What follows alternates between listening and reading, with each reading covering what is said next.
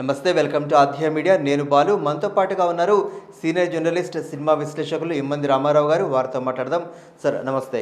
నమస్తే బాబు. సార్, ఆది పురుష్ అంటే ఈ పేరు చెప్పంగానే పరిచయం లేకుండానే ప్రభాస్ సినిమా అని చెప్పి అందరికి అర్థమవుతుంది.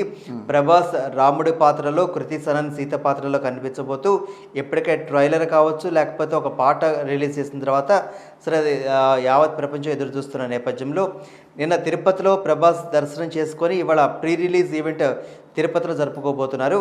అసలు ఈ ప్రభాస్ పైన అంచనాలు అంత ఎక్కువగా ఉండడానికి కారణం ఏంటంటారు? అసలు అంటే ప్రభాస్ పైన అంత ఎక్కువగా ఉండడం ఇప్పుడైంది.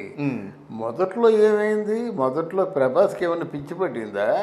అరే ఆ సినిమా చూస్తే ఆ సినిమా అలా పాడైపోయింది రాధేశ్యాము, ఇది కూడా సినిమా లేదు, ఏదో కార్టూన్ ఫిల్మ్ లాగా ఉంది, ఆ డైరెక్టర్ ఓం రావుతే మొత్తం చెడగొట్టేశారని నోటుకొచ్చినట్టుగా భారతదేశంలో ఉన్న విమర్శకులు అందరూ మాట్లాడారు. అయితే నేను మాత్రం చెప్పా, అప్పుడు ఇందులో ఏదో ఉంటుంది, లేకపోయేటికి అంత డబ్బు ఇన్వెస్ట్ ఎలా చేస్తారు? తర్వాత ఈ తాలూకు రామాయణం మాత్రం డిఫరెంట్గా ఉండొచ్చు. ఏదైనా వాల్మీకి రామాయణం దాన్ని నేను కొంచెం లోతుగా అధ్యయనం చేసి ఇంతవరకు రామాయణంలో ఎవరు అందించినటువంటి కథను అందిస్తున్నారేమో అనేటువంటి ఒక ఆశాభావాన్ని నేను వ్యక్తం చేశాను. అదే నిజమైంది. తర్వాత ఏంటంటే ఆది పురుష తాలూకు ఆ పోస్టర్ కానీ ఆ డిజైన్ కానీ ఏదో బాగున్నట్టు అనిపించింది అన్నారు. ఎవరో ఒకరిద్దరు ఏంటంటే ఆ వాయిస్ బాగలేదంటే, ఏదో వాయిస్ బాగుండొచ్చు ఒక్కసారి విన్నట్టు అలా కనిపిస్తుంది. ఓవరాల్గా సినిమా అంతా విన్నట్టయితే మీకు ఆ డిఫరెన్షియేషన్ కనిపించదు. ఇలా అనుకున్నాం. ఈరోజు ఏంటంటే సినిమా ప్రీ రిలీజ్ ఫంక్షను తిరుపతిలో దర్శనం చేసుకొని వచ్చిన తర్వాత తిరుపతి కొండంతా మారుమరుగుపోయింది. జై శ్రీరామ్ అని చెప్పేసి. అంటే కొన్ని వేల మంది ఒకేసారి ముక్త కంఠంతో జై శ్రీరామ్ అని చెప్పేసరికి ప్రభాస్ ఏడ్ చేశాడు మాట. అంతకంటే ఆర్టిస్ట్కి ఏం కావాలండి? ఆర్టిస్ట్నే దేవుడు అనుకొని ఆర్టిస్ట్ ముందే జై శ్రీరామ్ అని ప్రభాస్ అనడం లేదు, వాళ్ళు జై శ్రీరామ్ అంటున్నారు. అంటే ఏ మానవ జన్మకైనా అంతకంటే సార్థకం మరి ఇంకోటి లేదు. ఒకటి. రెండు, అసలు వెంకటేశ్వర స్వామికి నిత్య సేవలు నిర్వచించినటువంటి రామానుజాచార్యుల తాలూకు వారసుడు చిన్నజీరి స్వామి వస్తున్నాడు. ఆయన తగిన వారసుడు అంతే.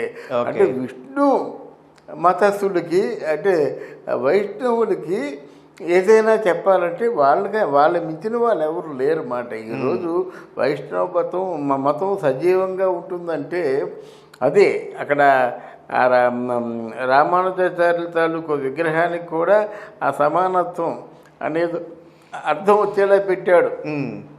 కానీ ఇట్లా ఆ ధార్మిక వృత్తిలో లేదా ధార్మిక ధర్మాన్ని ఆచరిస్తున్న వాళ్ళు ఇట్లాంటి సినిమా ఫంక్షన్లకు రావడానికి ఎంతవరకు ఆహ్వానిద్దామంటారు? అంటే ఇక్కడ ధార్మిక ధర్మాన్ని ఆచరిస్తున్న వాళ్ళకి సినిమా ఫంక్షన్కి రావడానికి అన్నది అని ఆలోచించే ముందు ఆయనకి పద్మవిభూషణ్కి ఎంతవరకు యాక్సెప్ట్ చేయాలా? ఆయన ఈజ్ అబౌట్ ది ఆల్ కదా. అవును, ఆయన హీఈ్ గాడ్ సెంట్. అంటే ఏమిటి? దైవదూతల కింద లెక్క.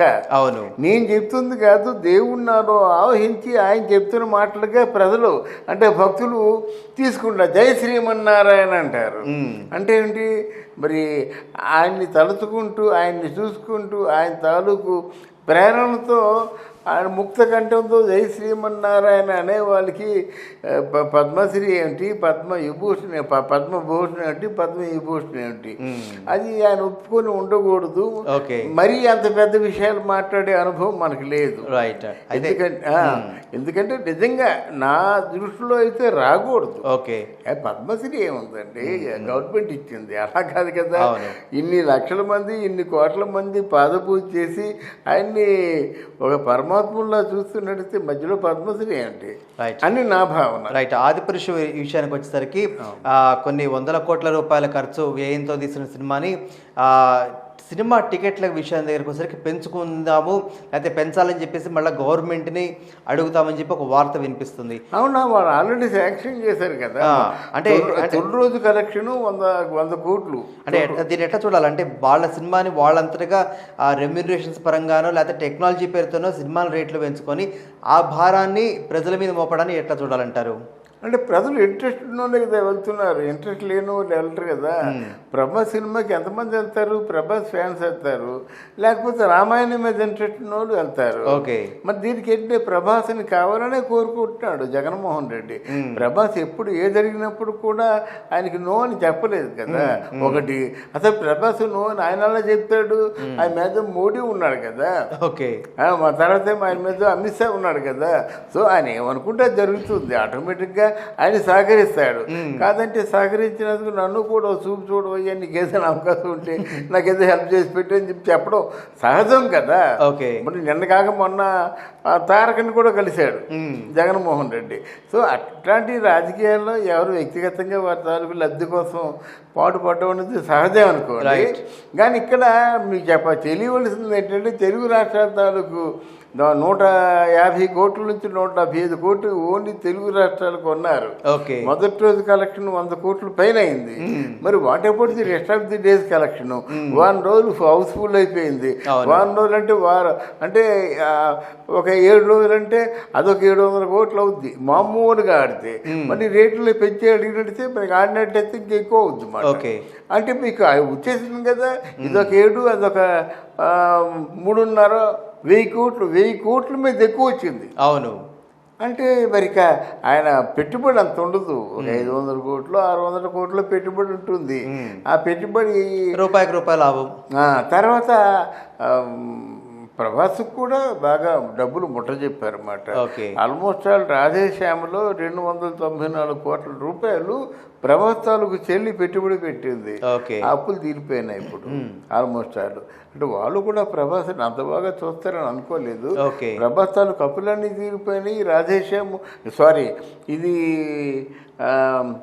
ఇది ఆదిపురుషు బీజేపీ ప్రచారానికి చాలా బాగా ఉపయోగపడుతుంది. రైట్, ఇదంతా ఒక ఎత్తు అయితే ఒకవేళ అంటే సీతారాముడి మీద సినిమా అనుకున్నట్లయితే ఈ ప్రీ రిలీజ్ ఈవెంట్లు ఇట్లాంటి ఈవెంట్స్ అన్ని ఐదర్ భద్రాచలంలో పెట్టుకోవాలి, లేకపోతే తెలంగాణలో తీసుకుంటే భద్రాచలంలో పెట్టుకోవచ్చు, లేకపోతే ఆంధ్రాలో తీసుకున్నట్లయితే ఒంటిమిట్ట ఆంజనేయ స్వామి గుడిలో అక్కడ కళ్యాణం జరుగుతుంది కాబట్టి అక్కడ పెట్టుకోవచ్చు. ఈ రెండూ కాకుండా తిరుపతిలో పెట్టుకోవడానికి ఆంతర్యం ఏంటంటారు? తిరుపతిలో పెట్టుకుంటే ఆయన కూడా రామాంశే కదండి, రాముడు వెంకటేశ్వర స్వామి వీళ్ళు వేరు ఎందుకు అనుకోవాలి, అది పవిత్రమైంది కదా. నెక్స్ట్ భద్రాచలంలో కూడా ఒక సక్సెస్ మీట్ పెడతారు వాళ్ళు. ఎందుకంటే ఆ భద్రాచలం వెళ్ళి రామఘోష ఇవన్నీ కూడా జనాల మీద మంచి ప్రభావాన్ని చూపిస్తాయి. మీరు అలా చూస్తూ ఉండండి, భద్రాచలంలో కూడా సక్సెస్ మీట్ పెడతారు. సక్సెస్ మీట్ ఎప్పుడు పెడతారు? మొదటి రోజేమో సినిమా ఆడుతుంది, 100 కోట్లు వస్తాయి, 2వ రోజు పెట్టేస్తారు అంతే. ఒకవేళ 2వ రోజు కూడా మనకి శనివారం ఆదివారం కాకపోతే 3వ రోజు పెడతారు. అంటే శనివారం అయినా సక్సెస్ మీట్ ఉంటుంది, ఆదివారం అయినా సక్సెస్ మీట్ ఉంటుంది. Most of the success meets అంటే శనివారం పూటే ఉంటాయి. థ్యాంక్ యూ అండి. Thank you very much.